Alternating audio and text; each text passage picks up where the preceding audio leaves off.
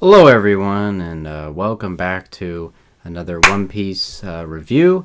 I know everyone only watches the first 13 seconds of each video, so I'm going to keep it short. Fantastic chapter. Yamato's Devil Fruit possibly being revealed, or the fact that maybe she's Noni, a dragon. Who knows what was revealed in that panel? I didn't even catch that at first. Thought that was Sasaki, so important right off the bat. Big Mom going up to the top of the dome, wanting to go up to join her, Great Pirate Alliance with Kaido. Fantastically done. Marco, we didn't see him in this chapter, but who knows what's going to happen with that. We don't know what happened with Perospero. We don't know what enemy ship Tama rode on. So there's a lot of hype, a lot of excitement. Basically, Law actually fighting a poneglyph. Whether it was a red poneglyph or not, translation's a little bit, wonky about that, because it's not an official one, but I'm going to actually lean towards not being a road poneglyph. I think it does exist on Onigashima or Wano, but just not that one, because his excitement, or at least level of interest, was pretty nigh. So definitely important stuff. All that kind of hype to get out of the way. But first off, we go right into it. Blackbeard and the hippo were on the Oda's request art, so that was pretty cool seeing that. I quite enjoy that. Any kind of time Oda gets to flex his art style again. I feel like we already saw that before though, but I don't know, maybe that was just me. And then we go basically right into the chapter. We get a map of where things are. I'm surprised that we actually left off right where we started where we left off last chapter. I think that was fantastically done, and that we actually it feels more moving when we actually see where we leave off where we last were. So I think that was pretty good. And of course, Ulti has taken so much damage over the course of this, raid, and she has literally not even been like, oh, I'm incapacitated. Nope, she's fine, she's good, which is pretty shocking to me. That she didn't take any damage at all from Komodoro. And I love how Tama's like, hey, don't look down on us just because we're samurai, or at least she considers herself a Konichi, and she's like warriors, so it's like don't look down on me because you don't think that we can handle ourselves. I don't think that Baboon can handle himself, but I do love the fact that she has pride in her own group, her own little, I guess, group would be the best word to describe that. And so I love how Pepe too is like saying, she's like, oh, why don't you crush them, Pepe? And then, Page One's like, well, why don't you do that? I just, I love their interaction. I think they'd be great for a cover story down the line. After, maybe when they get to Elbath or something. But then it's really funny too. The expression that Usopp has, he's like, no matter what, I'm good, and Nami's like, no, you're not good. You're not good at all. That had me smile a bit. And I think it's Tama that hit Nami after saying, well, at least I'm okay. So there's a bit of comedy there. Chopper, I like how he goes into his weakest transformation, his base form, because he doesn't want to hurt people, probably. At least that's how I interpret it, or maybe the ice is affecting him, but either way, he's not in his Kung Fu Chopper mode anymore. So that was pretty, good little thing for Chopper. It's kind of unfortunate that he's getting affected. Robin probably is going to have something to say about that. We didn't really see that much of a Pooh. We still haven't seen Hawkins, but we did see Kid, and Killer was just wiping people out, and he's like, these are the greatest, It's kind of interesting. I guess the translation was saying these are the strongest or the greatest pirates that are around right now. We got to be prepared, right? And so he's just mowing them down, and Kid's taking all their weapons. So I think that was, that's what we want. That's what I want to see. I want to see more Kid, right? And then we see Law with the whole poneglyph thing. That was pretty shocking. I didn't see that coming. The whole Corazon thing. I think it's interesting that Law has his own. He reminds me a lot of Erwin from Attack on Titan, so I could see there being a scenario where he gets to the last poneglyph, and as he gets there, he makes a sacrifice or dies. But I honestly don't think he's going to die in Wano. I mean, he could still die in Wano, and that would really affect me. That would really suck. He's one of my favorite characters, but I just don't. I think he's gonna get to that door, but not get all the way. You know, he's not gonna be able to open it. You know what I mean? Because it's like Erwin got all the way to the basement, but he didn't actually get to see the basement. I think that's the kind of scenario that we're gonna see, or something similar. So I think I think now Law has a different goal. You know, his accursed fate, which is pretty cool. I think that was absolutely wonderfully done. You know, I wasn't expecting that. And again, the lighting is really cool because usually red poneglyphs are gray, but the lighting, you know, it's never in a dark place with two lights like that, right? And it's really strange too. Why would you light up a poneglyph if you're not down there? I don't know if it was already lit, but that's pretty weird, you know? It almost seems like a trap kind of thing. And we do see this little kind of like a scale thing in the very, very bottom of that panel. So I don't know if something's already there in the room with him or what.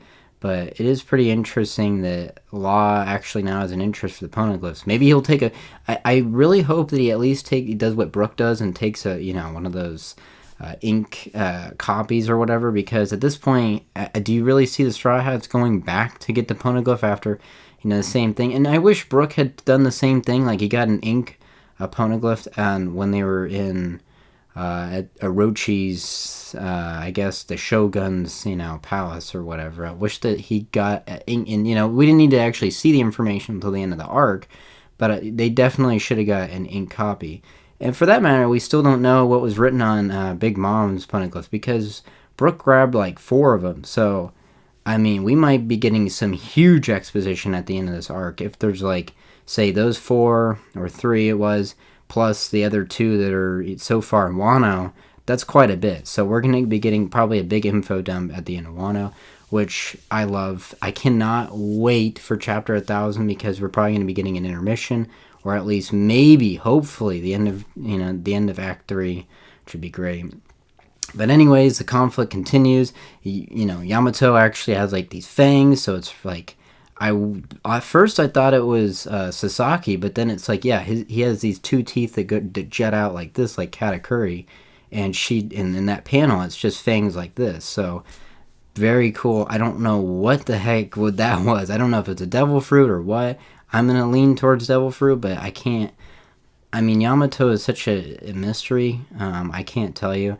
And then she does this crazy like ability, she does like this arrow thing and like shoots Hachi like straight through he should be dead. Like I don't like that Oda can never kill anything in the series other than Ace and Whitebeard, because it's like Hachi should be super dead. Like he literally, the Hachi, number took one right through his jaw and through his head, like his skull. Like there's no way he should be alive, but he'll be like bandaged up to the next chapter, which is like ridiculous. But at least for now, he's gone. He's taken out. And now we can just focus on Frankie versus Sasaki, which sounds really hype. I would love to have it be. It'd be really cool if it was like a fight like Frankie versus, not Baby 5, but I can't remember his name, but the guy that dresses up like a baby. That would be really cool. I think it was really cool how right after that, we get the map kind of thing and we actually see what's going on, and then it's like Kaido's he's just wailing on Kinemon. I don't know if Kinemon's good. Like he doesn't look good to me. Like he looks toast, right? So I don't know. I don't know what the heck's going on with that. That's pretty sketch that Kinemon is like, because if Kinemon dies, I mean, I could see it coming, but man, that is going to hit me. He's like Odin's little brother.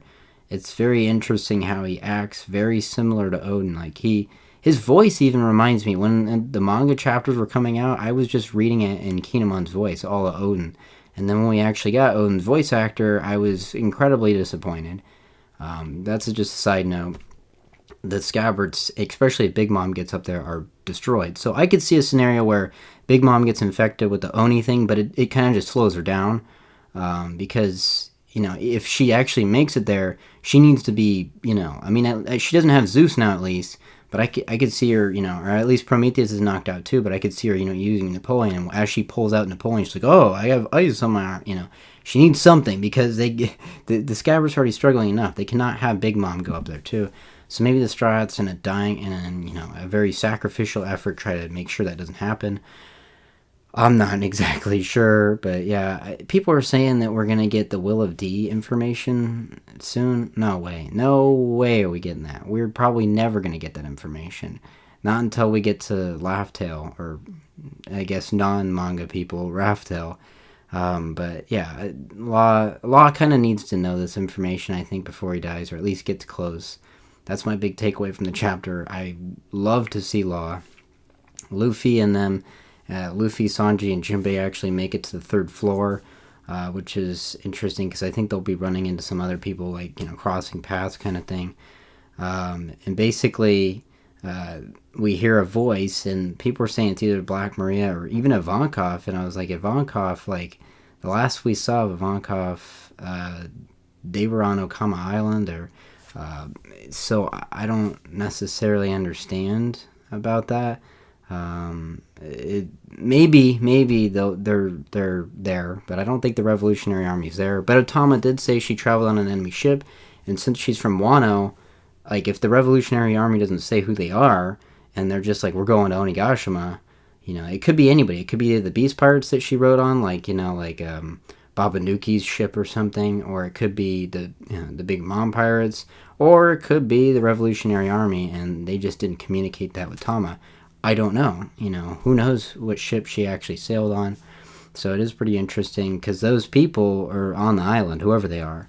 We don't know what enemies they are necessarily. I mean, because if they're Big Mom Pirates, they're not direct enemies. They're not like, Luffy and them have already dealt with them once. I hope that Big Mom Pirates are there, because now things are going to go skyrocketing. Like, I mean, that's why Ivankov maybe needs to be there, because at this point, if the Big Mom Pirates are all there, whoo, like, things are not looking good. So yeah, it's a pretty great chapter. Things in thing is, this chapter compared to say 994, where I didn't really care for it because it was slow, and at least things happen. Yamato, for some reason, always slows down the chapters, which is kind of why I don't like Yamato that much. I think the character is pretty cool. I think, I think she's a very well-balanced character. I think she's got goals and stuff, but she just, every panel she's on seems to slow it down. So I'm glad that this time it was like more like she's just taking charge, destroys the shields, takes out Hachi-chan, and moves down with Momo. So that was all very cool. I love that. I can't wait to 997, and most importantly, chapter 1000. So maybe we can end Act 3 on like a tragedy kind of thing with Kinemon or something, and then we can actually get into the intermission, because at this point I'm super looking forward to the intermission. Those are like the hypest point of One Piece I can possibly ever tell. So till next time, see you guys.